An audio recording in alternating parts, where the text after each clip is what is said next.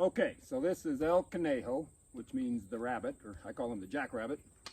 And this, I've been riding him, but he was a real interesting horse. He was real bucky. Like the first time he got saddled, I think he bucked the saddle off and was really violent. And then quite a bit after that, he was real violent with the saddle. And then I would lead him out with me, and he would just break in two and buck around the pasture. And so he really had a lot of buck in him. So I just kept messing with him. Ryle actually rode him about 6 months ago, put like a 10-minute ride on him. And then he's been for 6 months. And then he finally got to where he quit bucking when I saddled him, and I just kept messing with him and worked him horseback in the round pen and did a lot of stuff with a rope. And he kind of got where his second thought wasn't to buck, but just stop. And then I figured he was ready to ride, and so I've been putting these rides on him.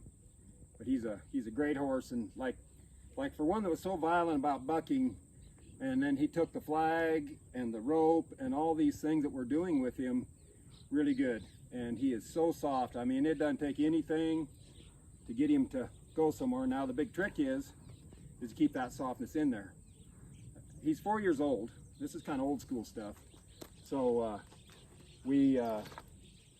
I like this. I mean, this is a challenge, and he's got a lot of strength and a lot of power if he gets after you. So I'm going to really try to let him know, not ever let him know how strong he is when I'm on his back.